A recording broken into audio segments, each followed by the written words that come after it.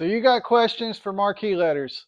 Well, give me a little bit of time and I'll tell you how to rent them, build them, sell them, and I'll try to answer all the questions that I've gotten over the past few months.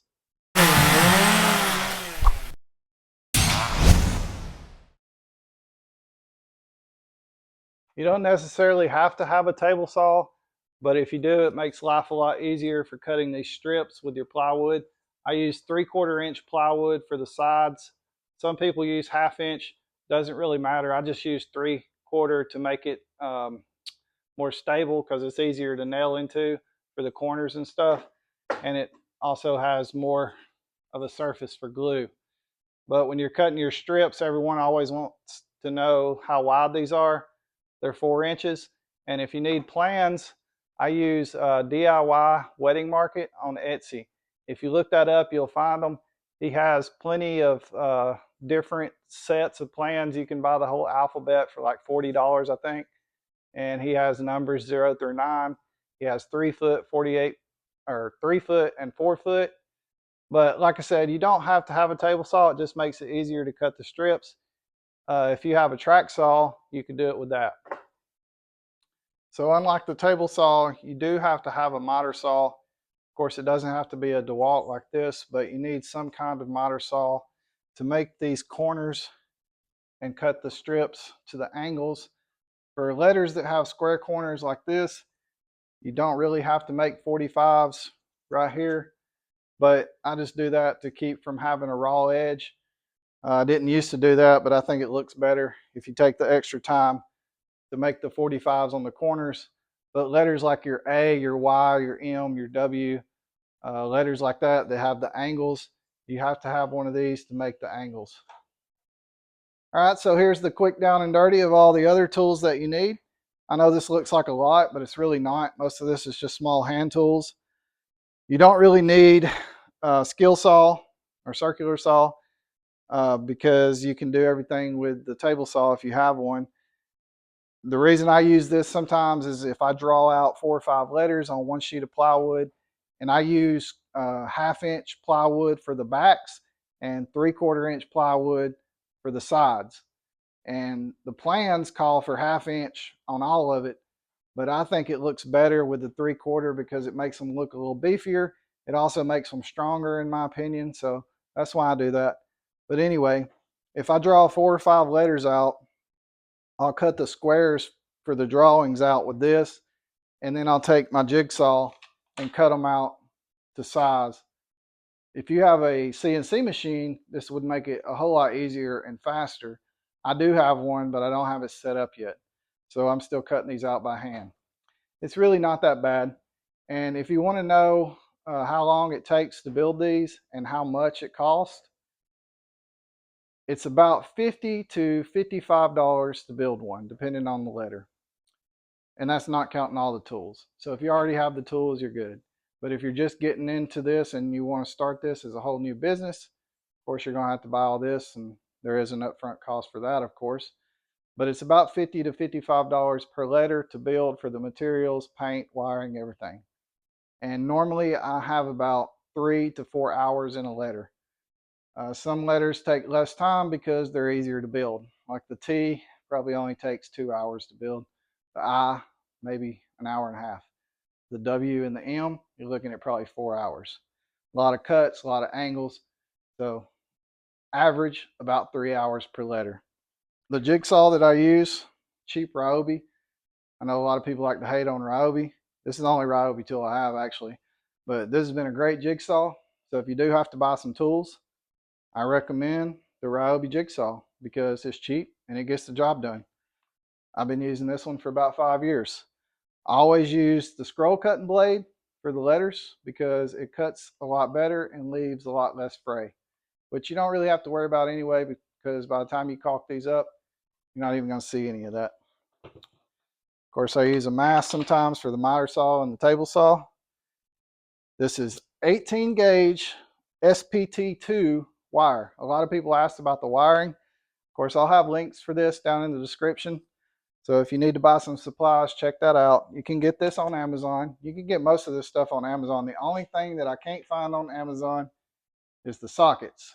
And You can get these from a place called Bird Dog Lighting, and there's also another place I'll have to look up and get back to you on that because I can't remember. But they're hard to find in white on Amazon. You can find green and black, but not white. So wiring, SPT2, 18 gauge. And I always buy it in the 500 foot because if you're going to build all of these, you're probably going to use maybe all this and more. I can't remember. I've built the whole set plus more. Before I started selling these, before I started renting these, I was selling them.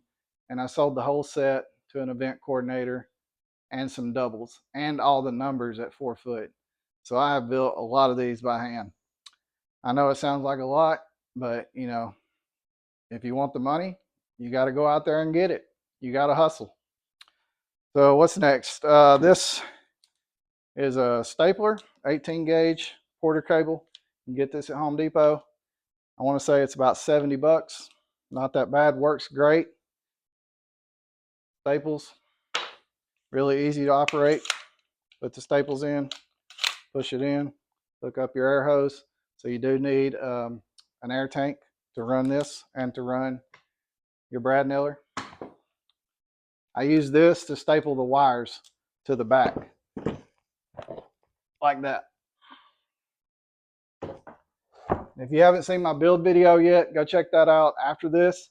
It'll show you exactly step by step how to build these. It goes over how I rent them, how I build them, what I sell them for, all of that. So the brad nailer, I've had this brad nailer for about 5 years. Been okay. It's a Hitachi. You can also get a Porter cable. It looks just like this. It's also a good one. Like I do have a Porter cable up there. But anyway, 18 gauge brad nailer. I use 1.5 nails. You can also use 1.25. Sometimes I use this to find the angles. This is a angle finder. When you turn it on and move it, it tells you what the angle is. If you need a certain angle, you pull this to your angle on your letter, and then you take it over to your miter saw, set your blade up to the angle. Then you got the right angle. The plans tell you what the angles are, so normally you don't need this, but sometimes I have to use it for different things. Hand tools, these are for pushing the sockets together. These little backs, when you put your wire through there, they push in there like that, and you have to have something to squeeze them together. I go over this in my build video, but if you don't have something to squeeze them together, you can't do it by hand. It's too hard. But it squeezes the wire into those little vampire teeth. That's all I use these for. And then I just use these to cut the wire. Or you can use some of these to cut the wire. Sometimes I use these to cut off nails that shot through the back by accident. And then if you cut it off and you got a little bit sticking out, use a nail punch and a hammer, hit it a couple times, make a little hole, put some caulk over it. That's it. That's the best thing about these. If you're not a great woodworker or don't have a lot of skills, it doesn't matter because you can use caulk to cover up your mistakes. If you look at this letter that I built yesterday, all the caulk is covering the nail holes. And then if you get gaps on the back, you can caulk those. And then when you put the sides together, if you don't cut a perfectly straight line, caulk it. After you paint it, you'll never know. And the caulk helps it hold together. I use a drill with a 1-inch Forstner bit to cut the holes for the lights. You can use, I think, a 3/4 hole will work, but the plans call for 1 inch, so that's what I use. Use paint scraper to spread the caulk. This doesn't work for the inside. I just use my finger for that. This works for the nail holes. And the only reason I have this out here is because I use it to scrape the caulk off after it dries up. Pencil, of course, tape measure, glue bot. This is a glue bot if you haven't seen one. These are pretty neat. I use Type Bond 2 glue. Real easy to spread the glue. And when it gets dried up, you just peel it off because it's plastic, so it's really easy to peel off. And two other tools are the level. The only thing I use the level for is a straight edge to draw the letters out. I just got these in yesterday. Thanks, Matt at 731 Woodworks for reviewing these. I got these on his recommendation. These are not woodpecker. They do look like it, but they're not. They're basically the China version, but they work just as well. They're made really well. They have this slider on them, so when you're drawing the letter out, you can slide this to wherever you need to for your measurement. And that's basically why I got them, is to draw these letters out and make it easier. So we'll see how those work. I haven't got to use them yet. And sometimes I use a square when I'm drawing out the letter to get my 90-degree angles. And basically, that's all you need. Besides all of this, a table saw and a miter and an air tank, that's it. So I forgot 3 things. This is your female ends for your plugs and your male end and the backs that slide on. If you haven't seen my build video yet, when you watch that, it explains exactly how to put these together and how to wire it up. It's pretty simple. You can have 0 electrical experience and still wire one of these up. I promise it's really simple. This is the bulbs I use. These are E12, and I think they're also called C7. And that's what the sockets are called, C7 sockets. Make sure if you get SPT2 wire 18 gauge, you get SPT2 sockets. Because if you try to use SPT1 with 18 gauge, it's not going to work. And if you get 16 gauge, it's definitely not going to work. Ask me how I know that. And as far as the light bulbs go, you can buy these on Amazon along with these 2. I'll leave a link for all of this in the description. But for the light bulbs, if you buy them in a 25 pack, they are actually $1 cheaper than buying the 50 pack. So you can buy 2 25 packs for cheaper than you can buy a 50 pack. I don't know why, it's just how it is. And I can't really remember exactly how much they cost. I want to say it's around $28, maybe $30 for 25 of those. Of course, that's factored into the price that I gave you per letter, $50 to $55. And the reason there's a gap in the price is because, of course, on larger letters like a W, you're going to use like 26 light bulbs, 26 sockets. On a T, you're only going to use like 9. So that's how you get the difference in price. But yeah, that's it. That's all you need. Every time I post about these marquee letters on Facebook or Instagram, I get so many questions, and that's one of the reasons I'm trying to make this video, is I'm hoping that every time someone asks these questions, I can refer them to this video. But hopefully this answers all of your questions between this video and the build video. There's also a wiring video that just shows how to wire them, but the build video shows that too. A lot of questions are, or one of the biggest questions I get about renting them is, how much do I charge? Do I have a contract? How many days do I rent them? So let me answer some of those questions for you before I let you go. I charge $45 a letter up until 3 letters, and then I charge $150 for 4-letter words, $175 for 5-letter words up to 10 letters. So $175 between 5 and 10 letters, and then anything over 10 letters is $250. And the reason I broke it down like that is because when I first started doing this, I tried to do a flat rate of $45 a letter, but a lot of people were clicking on my Facebook Marketplace ad. They were clicking on it, but they weren't renting. And I took that to mean my price was too high, which I was correct, because when I changed my pricing, I started getting a whole lot more rentals. I have had some questions about the price because some people think it's not enough. And yeah, I would love to get more, but you have to consider the area that I'm in. I'm in Alabama. Everything here is cheap. People are cheap here. I hate to say it, but we are. We're cheap. So if you live in California, you might be able to get $65 or $70 a letter and nobody will even bat an eye at that. But here, you're probably not going to get that. But a lot of people that I rent to, they're either an event coordinator that wants them for a party they're setting up for, or they're an individual that's setting up for like a baby shower. And people always ask me, well, what is your most common letters? Because when they want to build them, they want to start building the most common letters. What I've rented out the most is oh baby and oh boy. And those are normally going to be for baby showers or babies' birthdays. I think I've rented oh baby about 6 times. Let's see, what else? Contract. If you're looking for a contract, you want to do this. I have a contract on my website. I'll leave a link to it.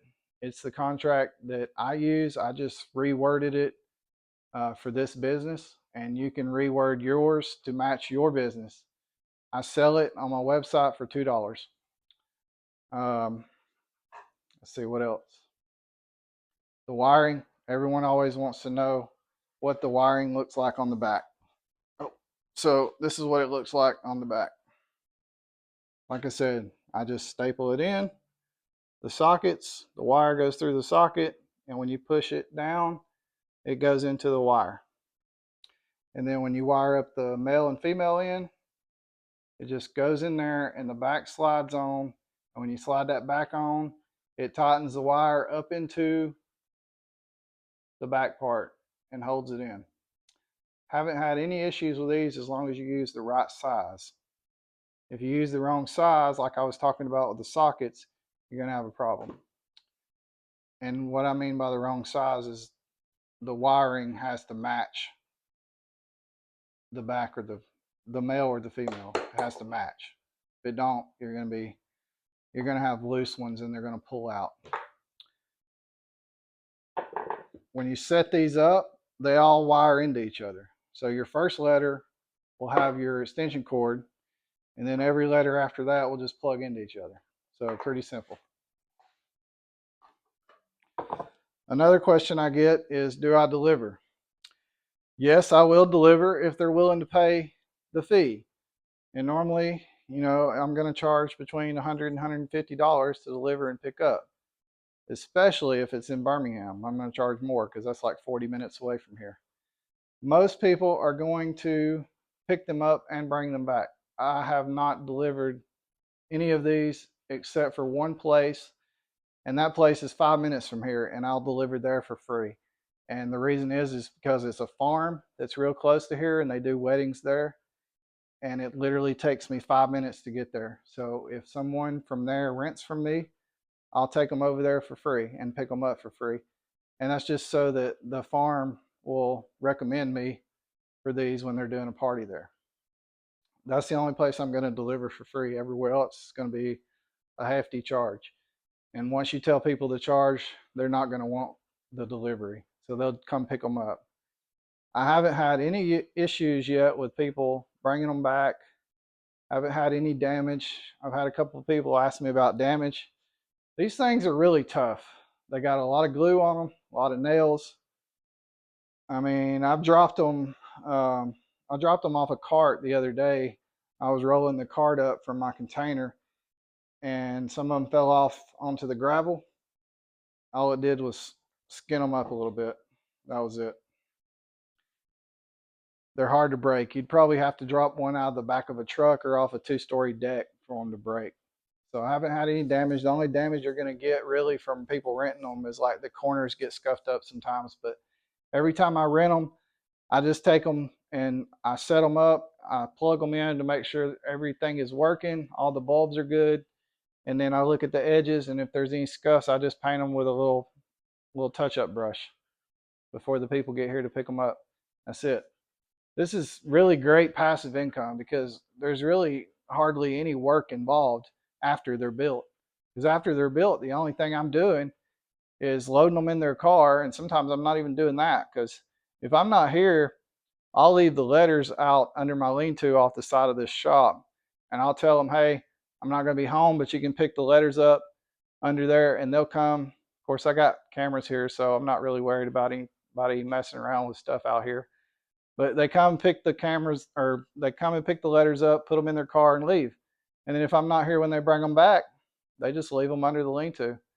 So I don't even have to touch them except to load them back in the container.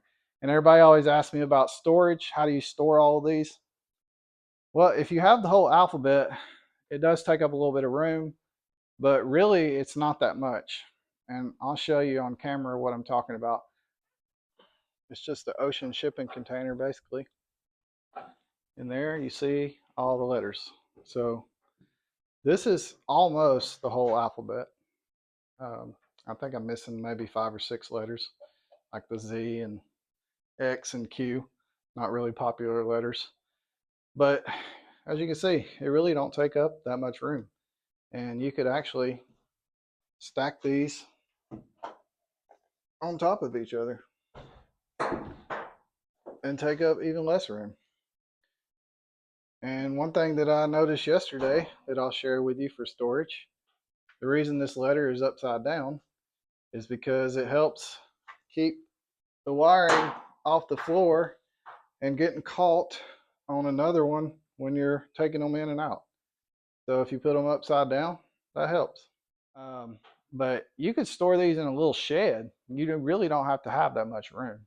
I know someone's going to have some more questions because I never think of everything to put in these videos.